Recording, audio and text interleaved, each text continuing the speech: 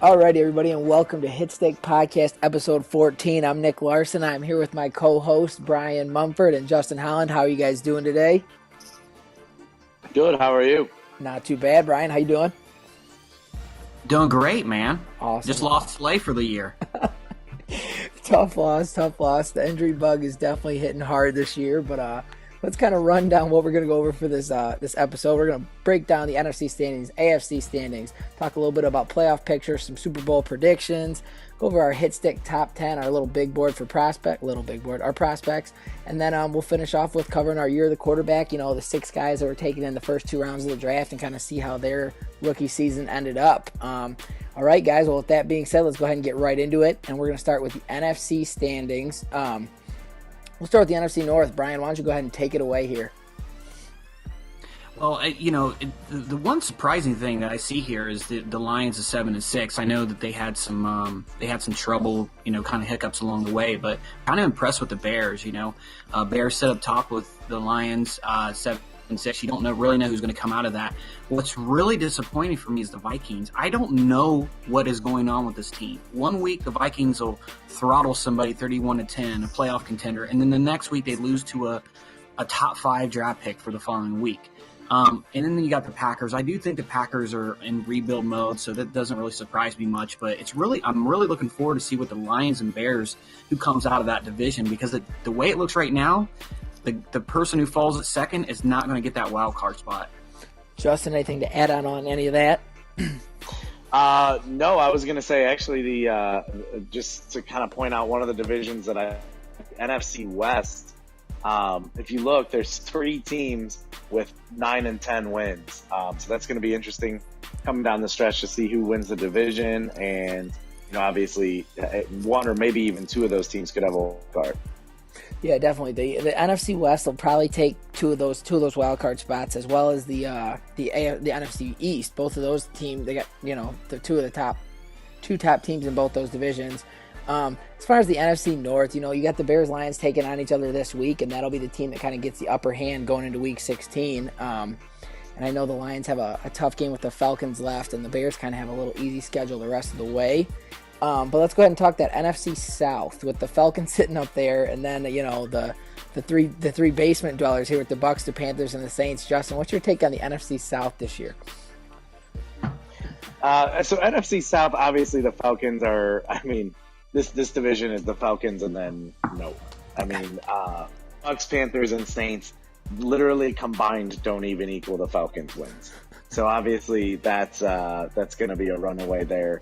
The other 3 are really competing for number 1 draft pick. Absolutely. And Brian, I know you're pretty familiar with that division, but do you see next year this division improving? Someone stepping up outside of the Falcons? I do. This is what's kind of disappointing to me is that I know that the Buccaneers is better than this. I mean, the first year that we played, we competed for the division, and he actually won the division. And then the Panthers actually pulled off a couple big wins. He actually beat the Vikings. He almost beat the Jaguars. Saints, him and I, it's sometimes he'll play tough, and then sometimes I beat him pretty good. But I do think the Saints is kind of in that rebuild mode. I really think that the Buccaneers are going to, excel next year. They're always really good about building teams. And I think the Saints will too. I think he's going to finally get it. I feel like he's got his quarterback of the future. He's going to have a high pick. He's going to be able to kind of pick where he needs to fill some weaknesses. And I expect next year the division will be a little bit better. If not having Buccaneers coming out of the playoffs. Absolutely. I know the Bucks. The Bucks also had the Jets first round pick too, so he could possibly have 2 picks in that top 5 to 6 picks, which could definitely help kind of build for that future and help their young quarterback Corey Prentice move forward in the sophomore season. But let's slide down to the NFC East, the only one we really haven't touched on yet. You got the 14-0 Cowboys, the 12-2 Redskins, and then the Eagles. They just had a huge loss this week that kind of knocks them out of that wild card, a chance for that wild card position. And then the Giants. We have a new owner down there. We don't know a lot about him, but he definitely has shown a little bit of promise. Brian, go ahead and break down this NFC East for us, man. Well, the glaring team there is the Cowboys at 14-0. I mean, if you look at him last year, he went undefeated going into the playoffs, and actually only got beat because he was out on vacation. So Josh is probably one of the best users in the league and has the best team. So it's going to take a lot to actually beat him and dethrone him from not moving on to the Super Bowl. But look at number 2, the Redskins at 12-2. Jack is finding his team where he wants, and if he was in any other division, he would have already clinched that division too. But unfortunately, he's in that tough division with the Cowboys. And then I look at the Eagles. He started out really hot, and I really think John is almost there. I feel like maybe next season he can get that 10-6, 11-5 spot. And then you got the Giants, like you had mentioned. He's a newer user. I don't really know what to expect from him yet. He's taken over a team that has a lot of age veterans on it. It's going to be interesting to see if he can kind of turn that ship around.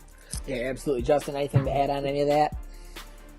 Yeah, I mean, honestly, nothing really to add on because it's pretty obvious when you look at the 2 teams at the top who's running away with that division. But, Eagles had a really good draft.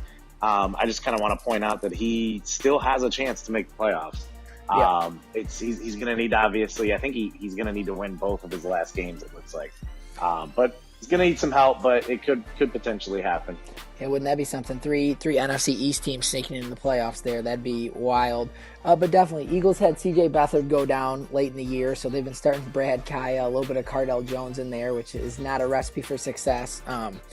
But I think he, like Brian mentioned, I think he said, Eagles has potential next year, hit 11-5, 10-6 mark, and really do some damage and make this one of the toughest divisions in the XCFL. But we kind of touched the NFC West a little bit before. I know Justin hit that one time, but Seahawks, 49ers sitting there at the top. Cardinals just behind them, kind of on a little losing skid, and you got the Rams down there at 5-8. This division to me is one of the toughest ones too. I know we did lose our Cardinals owner. We have a new Cardinals owner in there, but it'll be interesting to see if he can keep this momentum going that Nick Z, our former Cards owner, had in the past. Anyone have anything to add about the NFC West? Jump right in, either one of you. Yeah, I'll start out with this one. It's actually my favorite division out of the entire XCFL, and I really mean that. Mainly because number 3 could win this division. I mean, if you look at the records, 10-4, 10-4, 9-5, you have 3 that are vying for that NFC West division. Because guess what? The person who falls 2 and 3 is going to have to play on the road. So it's going to be very important on these next coming weeks that 3 of these teams win out. And who's going to get the tiebreaker at this one? And then you got the Rams at the bottom. I really do think that Justin's going to turn this ship around. He's really made some really good moves. He's got 2 first-round picks this coming draft, and he's got some second and thirds as well. A high second. He's got the Panthers second. So I really think that he's really starting to piece this together and put together a team that he's going to be able to play with. He's got a great defense. Really what he's got to do is limit these turnovers. So my favorite division by far. If I was going to make a pick, I really think the 49ers are going to be the one to win that West. Yeah, Alan Navarre has definitely been red hot down the stretch, and the Seahawks, and after, new owner from last season, and kind of just came in and he's had running backs get hurt every single week, I think, and I don't even know who his starting running back is now, but they keep pumping out wins, and I know find themselves sitting right at the top of the division there. And like you said, the Rams, I'm just curious what's going to happen with Jared Goff and Todd Gurley moving forward. If they move on from Gurley, if they move on from Goff, what the whole situation is there. I wish we had the Rams over on. He could tell us a little bit about them, but I guess we'll find out when the offseason hits. Rumor has it that both of them are signed for 5 more years. So both? Did Goff resign? I didn't know that. Absolutely. Oh, yes. Okay. Well, anyways, moving on. We figured that out. Let's go ahead to the AFC now. We'll start with the AFC North. Another one of the toughest divisions other than the Bengals sitting there. But, Justin, go ahead and hit this AFC North for us, sir. Yeah, so I mean, obviously, Brett and the Browns are right in it. This is actually another really good division, 1 through 3. The Bengals, zombies struggling a little bit, obviously, trying to pull Lions and Browns 0-16. It seems like, but the Ravens, I actually had the pleasure of playing him recently, and he just straight up whooped me. He actually is playing really well. He's got the team where he wants it to be. Defensively, he was really good, but I think offensively, I mean, he was just putting up numbers left and right and moving the ball at will against a very good defense that other users have a lot of trouble with. So it'll be interesting to see. He's actually, maybe a spoiler alert here, but he's going to be one of my picks to go deep into the playoffs. Absolutely. Brian, anything to add on that division? Yeah, kind of like what Justin said. I mean, this is a great division. I mean, other than the Bengals sitting at 0-14, again, they have a new user, so we don't really know. I mean, he's played a couple games, but I really think he needs to build his team the way he needs it to run in order to compete. And, the Ravens at 12-2 last year, I think that I can't remember if they made the playoffs, but if they didn't, if they did, they barely made it. So this has been a complete turnaround for the Ravens sitting at that first seed. However, I do think I played him and he's really good. However, I think that the Browns can still take that division. I really do. I think once he gets his quarterback situation figured out in Cleveland, I think he's going to make a run. And then Jim, right now it looks like it's going to be between him and the Raiders making the playoffs. So it's a great division. It's the best in the AFC, obviously other than the Bengals. Oh yeah, absolutely. And I mean, it's worth noting that the two of the Browns' 3 losses came at the hands of the Ravens this year. So the Ravens does kind of have that Browns number and owns a tiebreaker big time over them. But yeah, you guys mentioned all in that division, and it'll be interesting to see if we do get 3 teams in from the AFC North as well. So we'll slide over here and look at the AFC South. Last year, this was the division all eyes were on because the race literally came down to the last week of the season. And this year, not so much. It's looking like the Titans kind of looking, strong again, just like last year. Maybe a repeat situation here. And then the Jags and Texans both kind of taking steps back. I know Jacksonville's quarterback situation is kind of messed up over there with Dobbs and some rookie they scooped up out of free agency or who else they have. And then Boone and Houston, who knows? This QB, self-proclaimed QB guru, it's not proven to be too much of a success with Hudson Fowler so far. Justin, what's your take on this division? Yeah, I mean, obviously, the one that actually surprises me is the Jags. So the Titans, that he's sitting at the top of that division, I don't think really surprises anybody. He's obviously our defending Super Bowl champion. But, Dan and the Jags, I'm a little bit surprised at 7-7. He's got a great defense. And obviously Leonard Fournette, just runs over people. So I'm a little bit surprised that he's not sitting, somewhere around 9 or 10 wins at this time of the season. But he's still got time to kind of turn it around and maybe get into the playoffs. Brian, thoughts on the AFC South? Kind of what Justin alludes to with the Jaguars. I got to say that I had a fortunate pleasure of playing him. Now I did win, but it came down to the end. He's actually a lot better than that record indicates. I think he did take a couple sim losses, which probably hurt that record a bit. He probably would be vying for that 4th wild card spot if not. I don't think he's going to make it, but I think that he's going to set himself up to get a quarterback next year, which to me, actually playing him, seems like that's the only thing that he's missing from his arsenal to go to that next level. Again, the Titans, I played him as well in the Super Bowl and I got thumped, and then I played him again this year. It was a lot closer, obviously, but his defense is just nasty. And then if you look at the stats, he's got the second best offense out of the entire XCFL. I think he's finally figured out what he was doing in the playoffs, and that's why he rode it all the way to a win. And that's why he's 12-2 this year. He's finally got his team the way he needs it to be. He's probably got his playbook set. And then you go down and look at the Texans. No one knows what this guy's going to do. Boone's a good dude, man, but you don't know.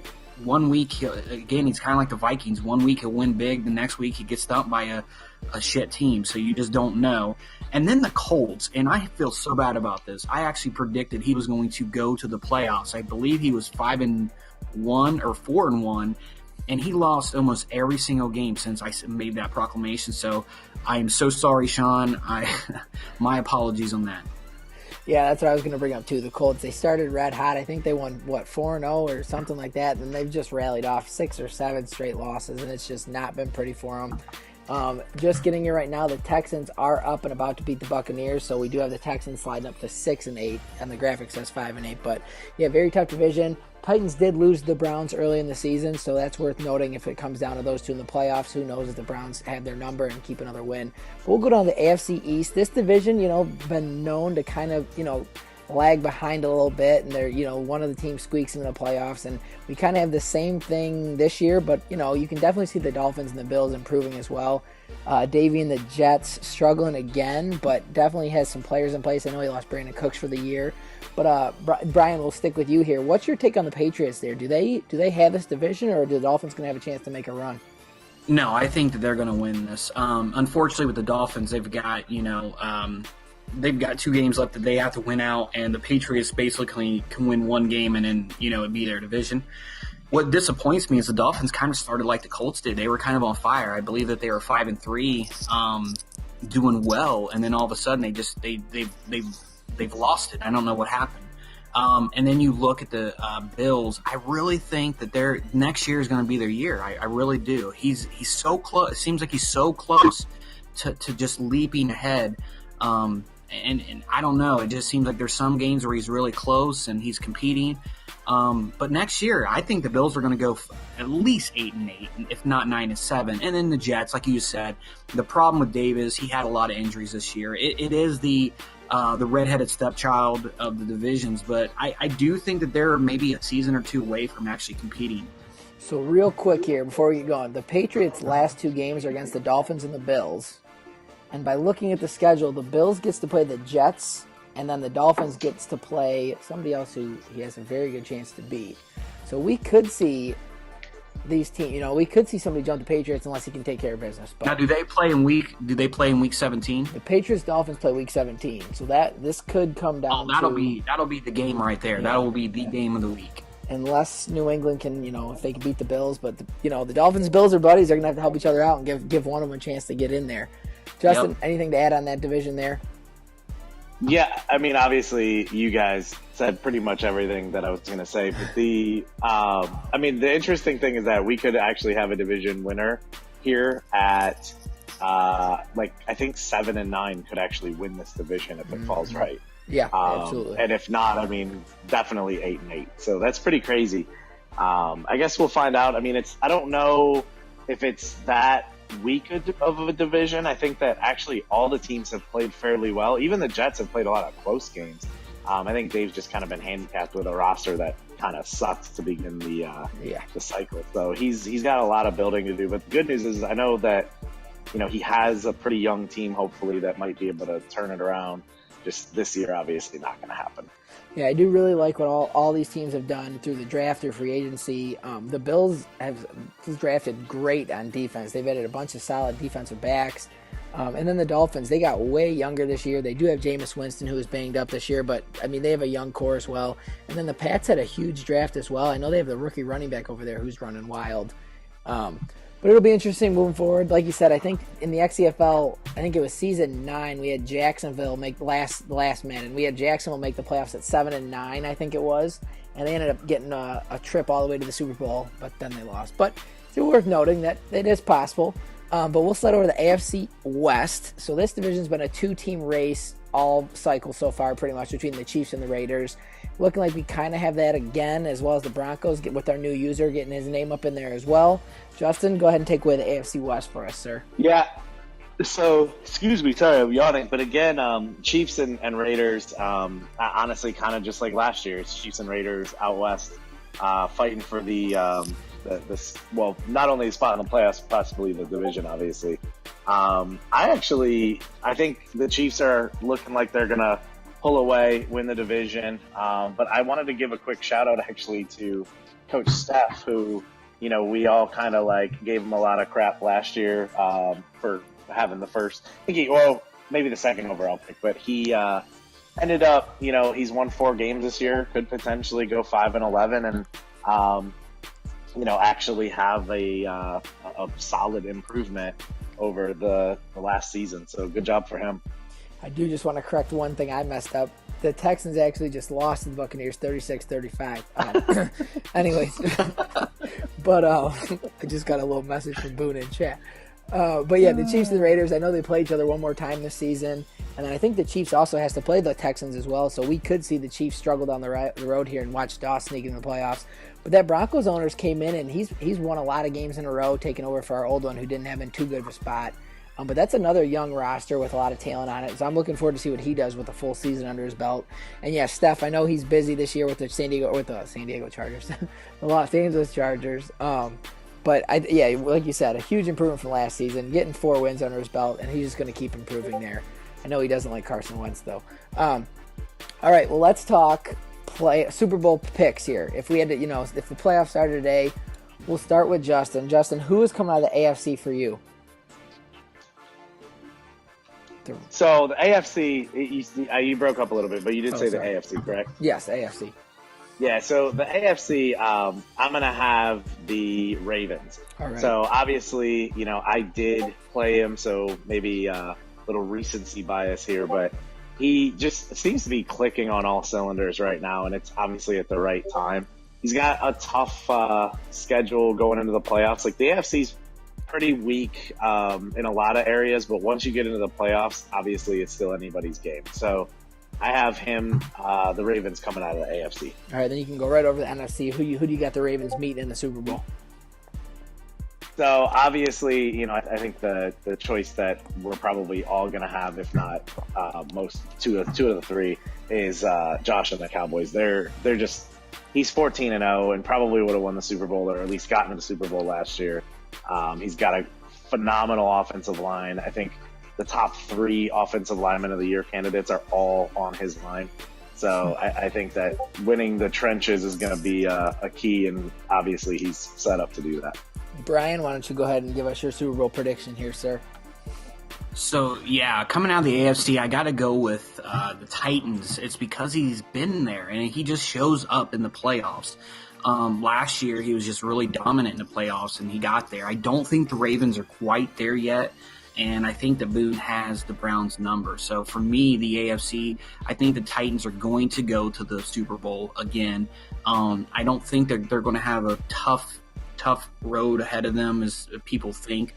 And then in the NFC, I think it's going to be the Cowboys, kind of like what Justin said. I mean, this guy may go 16-0 and just go right on to the Super Bowl because he has such a good team, and he's a good user as well. But the offensive line is going to be key for him. I mean, there are some teams out there that can, probably get a little bit of pressure on him. But, if he has I've watched his games and he's got a lot of time, he's just going to be able to pick people apart. And then, when they go there, I think it's going to be him. I think he's going to have an undefeated season. His team is so good right now, and they're just clicking on all cylinders. And he doesn't have a vacation to go on, so there's no reason for him to lose. Absolutely. Both great picks as well. Both have been very solid this season. I'm going to go a little different route here. And out of the NFC, I have somebody coming out of the NFC East, but it's not the Cowboys. It is Jack and the Washington Redskins. Blair Triplett is just playing at a high level this year. Jack, made his deal, got his guy in a trade with, I think it was the Ravens actually. And Triplett has just taken off since being there. I think he started as like a 68 overall quarterback with just high throw power. And now he's just turned into this possible MVP candidate, best NFC quarterback. It's just a great story from the guy. And then on the AFC, I'm going to go with the Cleveland Browns. I know the quarterback situation is kind of crazy, but the Browns defense is playing well. Myles Garrett's playing at an all-time high level with, another massive season of sacks with 30 plus already. And when those two meet, I'm actually going to go with the Redskins as my winner and Blair Triplett getting his first Super Bowl. It'll be a great game. I know these two have met way back in season 2 or 3 in the playoffs numerous times, and they've had a great battle, but I'm going to go with Jack getting the better of Brent this time in Super Bowl 12, I believe it is. But yeah, with that being said, we got our Super Bowl picks in. Hopefully one of us is right. And now with that going down, we're going to slide over and we'll go look at the year of the quarterback and cover our 6 quarterbacks here that we've kind of been following along since the draft. The quarterbacks, we got Chance Saleh, Alan Navarre, Shaylin Downing, Nate Lorig, Hudson Fowler, and Corey Prentice. All the pictures on the screen. They all have a different amount of games played because a lot of them have been hurt this year. Justin, I'm going to let you go ahead and talk a little bit about Brian's quarterback, Chance Saleh, with the Atlanta Falcons. Yeah, so Saleh obviously has had a phenomenal year. I mean, you look at that 72% completion percentage. He's only bested by one guy on this list. But the thing that's probably impressed me the most about him is his ability in the run game to just kind of switch up the pace a little bit, run a read option. And, you know, Brian has dialed him up in the right situations where either red zone or, you know, sometimes a 3rd and long where he'll pull it up and then go for big yardage. So Saleh's had a great year. Unfortunately, he's out now. So he's going to have to probably go through the playoffs without him. He's luckily got Andy Dalton on the bench. Hopefully Saleh gets healthy for, you know, the Super Bowl should the Falcons make it there, but we're not going to see him in the first few rounds. Yeah, Saleh definitely. He's carried the ball 34 times this year and also added 4 touchdowns on the ground.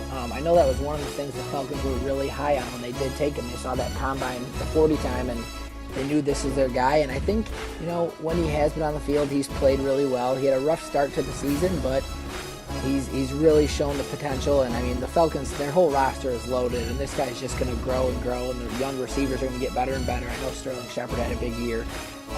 But yeah, this Chance Saleh is the real deal, and definitely, you know, one of the most talented quarterbacks on this chart we got here.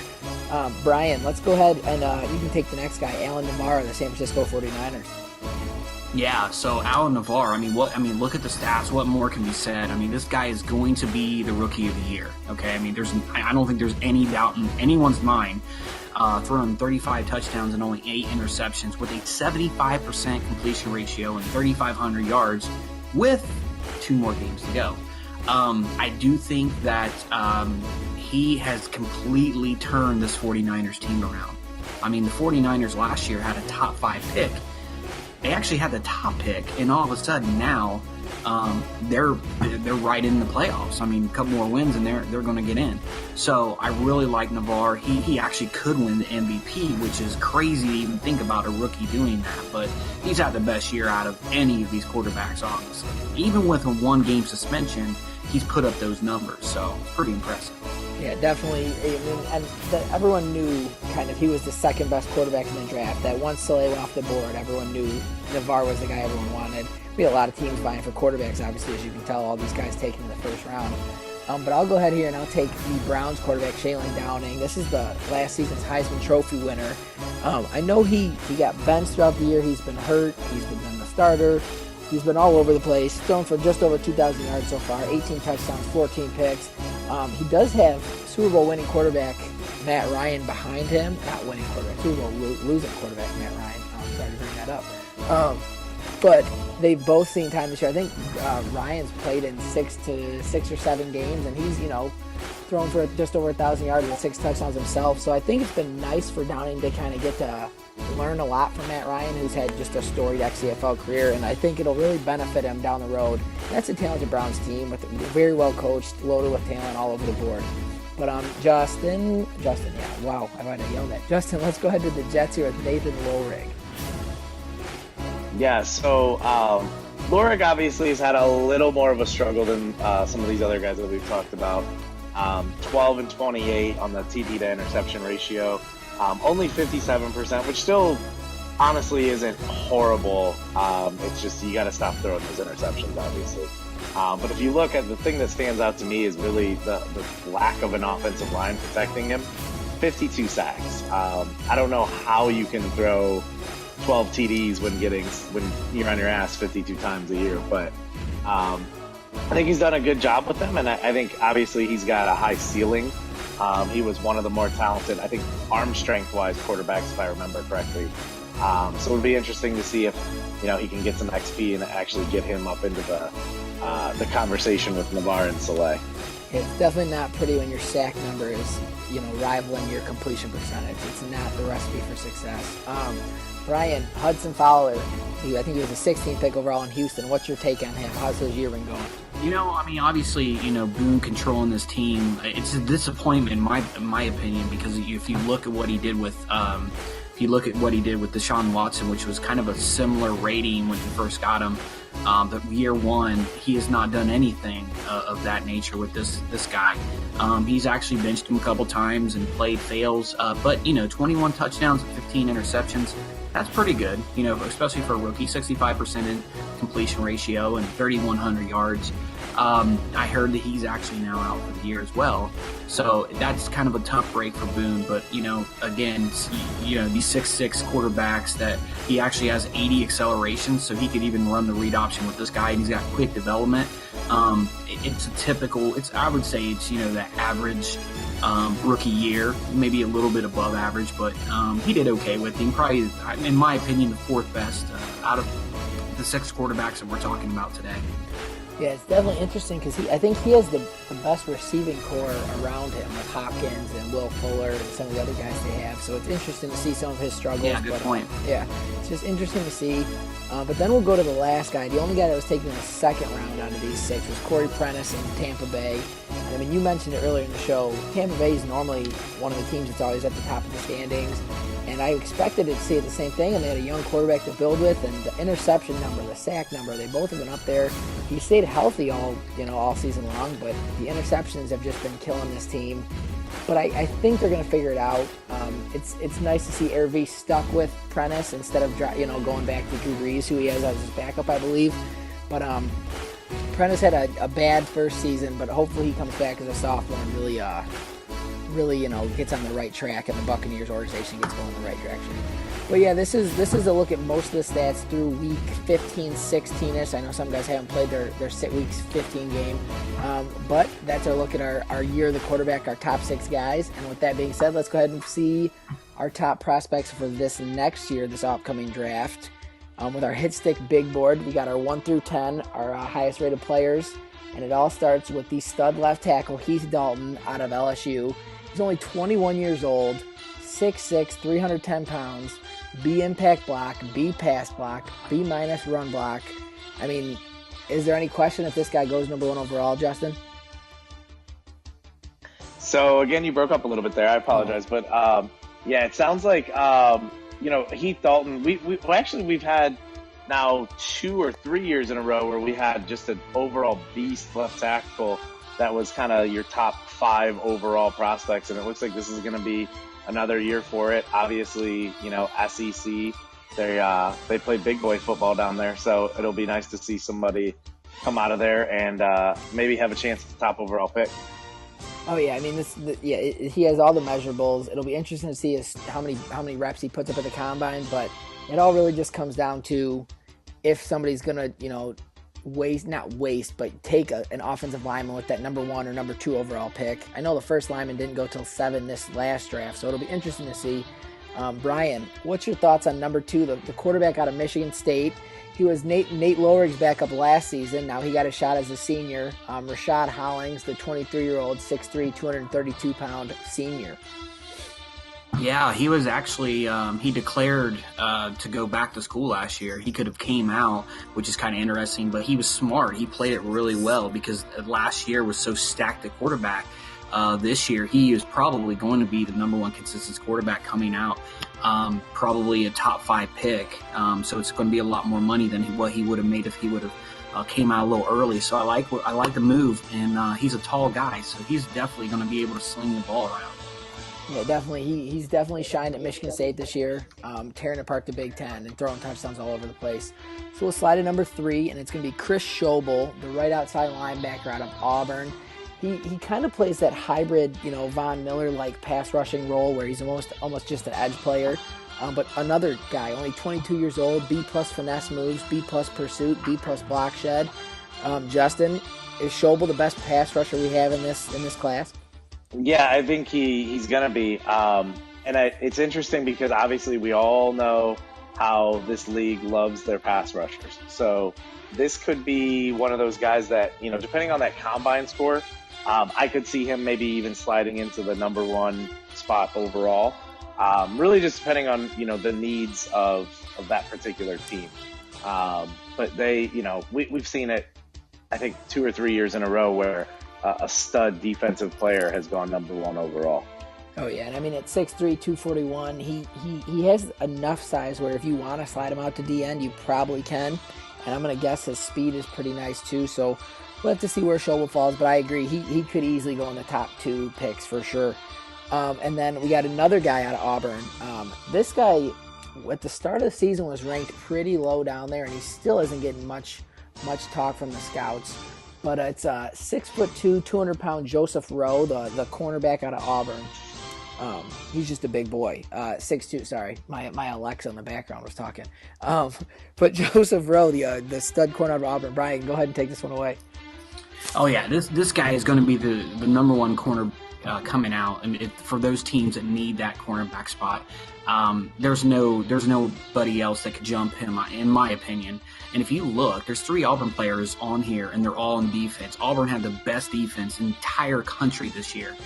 Joseph Rowe actually has all those intangibles that you look for. It's going to be very interesting to see what his combine scores are, but the higher they are, I think this guy could go to the top 3. Oh yeah, and he's definitely a bump and run man-to-man corner. B+ press, B+ man, B zone. And he's down there playing the SEC, so he's playing against, the speed down there, the SEC speed that's all we hear about. So we'll go to number 5 here. It's one of our 2 Wisconsin players. And this is a big boy, the defensive end out of Washington, Nick Castillas. Justin, the size there of 6'4", 304 pounds. What's your take on Castillas? Yeah, he's somebody that I think, depending on the system, could obviously slide inside to tackle as well. Mm-hmm. I'm interested to see his combine scores because I want to see the speed.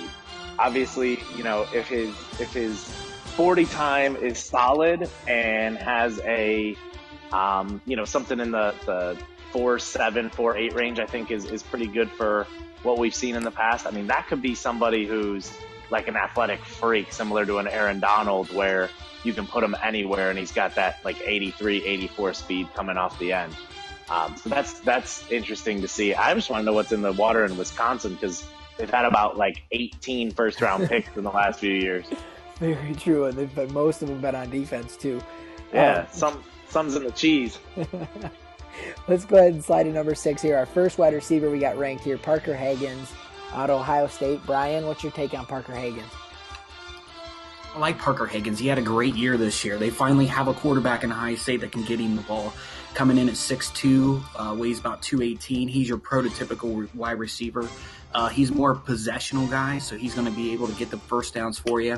You're going to put him in those hitch routes, those out routes, and he's going to be key. It's going to be very interesting to see what his combine score comes in at, but he may not even be the best player at that position. There's a guy named Ray Blair that's only 21 years old versus him being 24, and he's 6'4", 239. Big boy, big red zone threat. So while I like Parker Hagans, I think that I don't think that he's going to go in the top 10 unless someone really needs a wide receiver. Yeah, I think a lot of it really just comes down to the 40-yard dash for wide receivers. But I see a Jarvis Landry type player with that A- catch in traffic, A- spectacular catch. And he's only 6'2". It's not like he's not towering over DBs, but he definitely has enough size. We'll go ahead and slide to number 7, and it's going to be the running back out of Georgia, Rodriguez McDougal. 5'11", 221. He is 22 years old. Justin, best running back in the draft. What's your take on Rodriguez? Yeah, I mean, obviously the thing, I always kind of shy away from taking halfbacks this early in the draft. I think obviously overall talent, he probably is, an absolute stud. But it always worries me when you start looking at taking a running back this early because there's just so many other needs to fill. And it seems like, for most of us, the difference between a 92, 93 overall running back and a 85 is really not that different. So I'll be interested to see, if he actually gets picked this early, even though his talent probably is worthy of it, or if he falls down to, maybe the middle of the first round. Yeah, it's interesting because if you do see a running back go in those top 10 picks, they immediately get compared to the Todd Gurley's, the Leonard Fournettes, the Saquon Barkley's of the world, and those are some high expectations. I know the Browns just took that Marcus Mason last year in the top, 8 picks, and he didn't really pan out. He was hurt a lot this year, and that's going to stick with him for a while. But I agree 100%. So let's go to number 8, our last Auburn player on the board, and it's going to be a left outside linebacker. So he played across from Schobel at Auburn, and it's going to be Garrett Clancy. Brian, what's your take on Clancy? You look at Schobel being the pass rusher at Auburn. This guy was a run stopper. He's probably going to have the most tackles. Obviously, the season isn't done yet, but out of all the linebackers, he's going to be more of your. You could actually throw him in a hybrid 4-3 or a 3-4. He's got that block shedding ability, and he can get to the quarterback, but he just didn't as much as Schobel did. I like him. I don't know if and in my opinion, he's going to fit more of that hybrid 4-3-3-4. But I like him. I think he'll probably be, top 15 pick. I think that Schobel's going to be going ahead of him because you guys pointed out people like their pass rushers. So while I like Clancy, I think he's going to slide a little bit in the draft. Yeah, Clancy definitely. He could even slide inside and play that middle linebacker position if you needed it. But Auburn's defense was definitely special this year. These three on this board are a big part of why they were. So now we talked about Parker Hagens. You mentioned Ray Blair, the other tall receiver. But then this is another interesting prospect out of Clemson. It's 6'5", 225 wide receiver, 21 years old, Dixon Bishop. And he might have spectacular catch, decent route running, good hands. Justin, Dixon Bishop, how do you think he compares to Gordon Todd? Both have that 6'5" frame. But is there comparisons? He looks obviously very similar. Hopefully he doesn't get hurt like Todd did. But I think, he's going to be that red zone threat possession receiver, big, solid dude. The interesting thing to me on the wide receiver front, though, is, obviously we look and we have 2 wide receivers in the top 10 here. But this is kind of like last year was the year of the quarterback, and this year looks like it could be the year of the wide receiver. There's just a ton of talent there. And I think these guys could end up sliding not because of their talent, but just because of maybe the lack of depth at other positions that people are going to need to grab quick. Yeah, I mean, we have 13 receivers that are projected in the top 2 rounds that got a first or second round grade, and that's just – I don't think the XCFL has ever had a year like that. So I agree with you 100% that, people know they can get receivers late, so they might just wait on some of these guys. And then we'll go with our last offensive lineman. It's going to be the right tackle out of Wisconsin. It's going to be Lewis Wilfork. It's actually Vince Wilfork's son. So, you got a little relation there. Brian, go ahead and cover this guy for us. Well, yeah, like you mentioned, he is Vince Wilfork's son, so he's got the genes. I think he's illegitimate, though, if I remember correctly. Yeah. But he stands at 6'6", 333. You could actually keep him at right tackle, or you could slide him over to the left. He's just a big boy. And, we all know that Wisconsin loves their offensive, defensive linemen. So I really think that once you see a team that has that need at offensive lineman, once Dalton's off the board, you're going to see Wilfork. It wouldn't surprise me if he went in the top 5, to be honest with you.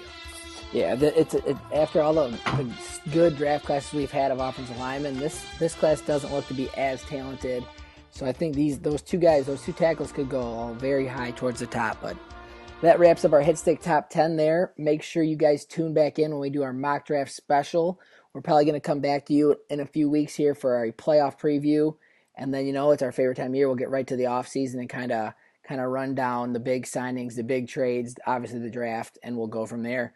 But for Nick Larson, my co-host Justin Holland and Brian Mumford, thank you guys for tuning in, and we will talk to you later. Peace. I can't stop.